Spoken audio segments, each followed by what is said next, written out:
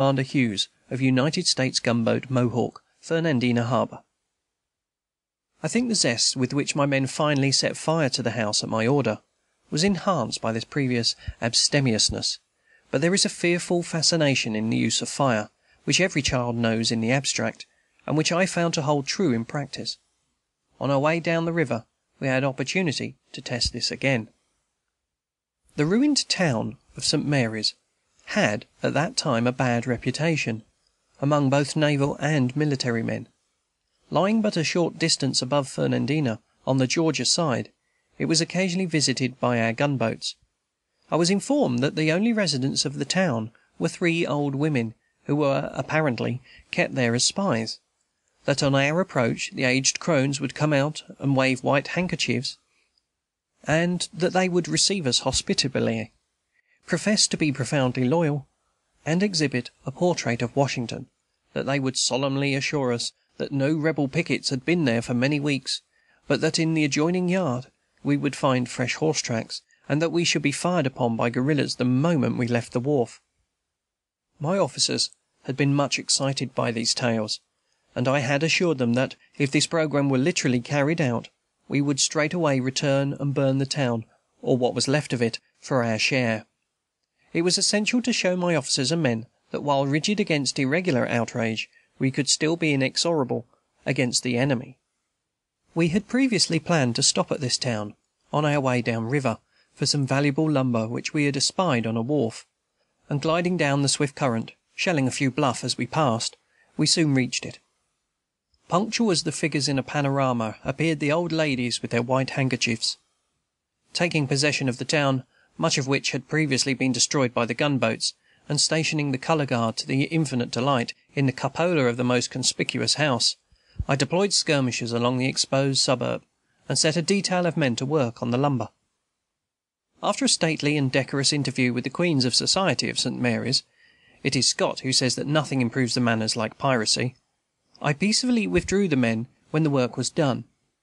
There were faces of disappointment among the officers, for all felt a spirit of mischief after last night's adventure, when, just as we had fairly swung out into the stream and were under way, there came, like the sudden burst of a tropical tornado, a regular little hailstorm of bullets into the open end of the boat, driving every gunner in an instant from his post, and surprising even those who were looking to be surprised. The shock was but for a second, and though the bullets had pattered precisely like the sound of hail upon the iron cannon, yet nobody was hurt. With very respectable promptness, order was restored. Our own shells were flying into the woods from which the attack proceeded, and we were steaming up to the wharf again, according to promise. Who shall describe the theatrical attitudes assumed by the old ladies as they reappeared at the front door, being luckily out of the direct range, and set the handkerchiefs in wilder motion than ever? They brandished them, they twirled them after the manner of the domestic mop, they clasped their hands, handkerchiefs included. Meanwhile their friends in the woods popped away steadily at us, with small effect, and occasionally an invisible field-piece thundered feebly from another quarter, with equally invisible results. Reaching the wharf, one company under Lieutenant, now Captain, Danielson, was promptly deployed in search of our assailants, who soon grew silent. Not so the old ladies, when I announced to them my purpose, and added, with extreme regret, that, as the wind was high, I should burn only that half of the town which lay to leeward of their house, which did not, after all, amount to much. Between gratitude for the degree of mercy, and imploring appeals for greater, the treacherous old ladies manoeuvred with clasped hands and demonstrative handkerchiefs around me, impairing the effect of their eloquence by constantly addressing me as Mr. Captain; for I have observed that, while the sternest officer is greatly propitiated by attributing to him a rank a little higher than his own, yet no one is ever mollified by an error in the opposite direction.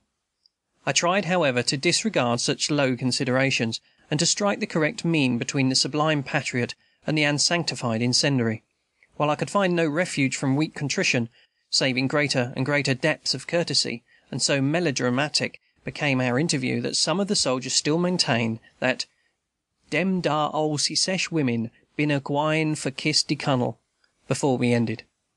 But of this monstrous accusation I wish to register an explicit denial once and for all. Dropping down to Fernandina unmolested after this affair, we were kindly received by the military and naval commanders, Colonel Hawley of the 7th Connecticut, now Brigadier General Hawley, and Lieutenant Commander Hughes of the gunboat Mohawk.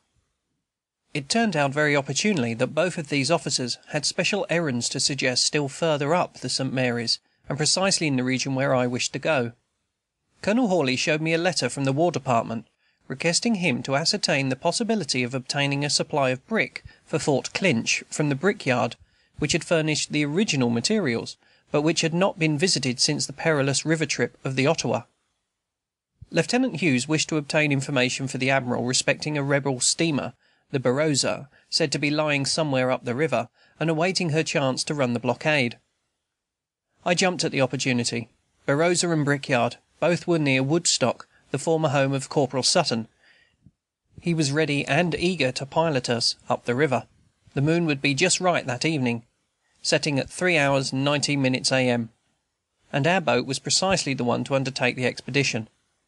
Its double-headed shape was just what was needed in that swift and crooked stream. The exposed pilot-houses had been tolerably barricaded with thick planks from St. Simon's, and we further obtained some sandbags from Fort Clinch, through the aid of Captain Sears, the officer in charge, who had originally suggested the expedition after Brick. In return for this aid, the planter was sent back to the wharf at St. Mary's to bring away a considerable supply of the same precious article which we had observed near the wharf. Meanwhile, the John Adams was coaling from naval supplies, through the kindness of Lieutenant Hughes, and the Bendy Ford was taking in the lumber which we had yesterday brought down. It was a great disappointment to be unable to take the latter vessel up the river, but I was unwillingly convinced that, though the depth of the water might be sufficient, yet her length would be unmanageable in the swift current and sharp turns. The planter must also be sent on a separate cruise, as her weak, disabled machinery had made her useless for the purpose. 200 men were therefore transferred as before to the narrow hold of the John Adams, in addition to the company permanently stationed on board to work the guns. At 7 o'clock in the evening of January the 29th, beneath a lovely moon, we steamed up the river. Never shall I forget the mystery and excitement of that night. I know nothing in life more fascinating than the nocturnal ascent of an unknown river, leading far into an enemy's country, where one glides in the dim moonlight between the dark hills and meadows, each turn of the channel making it seem like an inland lake, and cutting you off, as by a barrier, from all behind, with no sign of human life, but an occasional picket fire left glimmering beneath the bank, or the yelp of a dog from some low-lying plantation. On such occasions every nerve is strained to its utmost tension. All dreams of romance appear to promise immediate fulfilment. All lights on board the vessel are obscured. Loud voices are hushed. You fancy 1,000 men on shore, and yet see nothing. The lonely river, unaccustomed to furrowing keels, lapses by the vessel with a treacherous sound, and all the senses are merged in a sort of anxious trance. 3 times I have had in full perfection this fascinating experience, but that night was the first, and its zest was the keenest. It will come back to me in dreams if I live 1,000 years. I feared no attack during our ascent. That danger was for our return. But I feared the intricate navigation of the river, though I did not fully know, till the actual experience, how dangerous it was. We passed without trouble far above the scene of our first fight, the Battle of the 100 Pines, as my officers have baptized it, and ever, as we ascended, the banks grew steeper, the current swifter, the channel more tortuous, and more encumbered with projecting branches and drifting wood. No piloting less skilful than that of Corporal Sutton and his mate, James Bezard, could have carried us through. I thought, and no side-wheel steamer less strong than a ferry-boat could have borne the crash and force with which we struck the wooded banks of the river.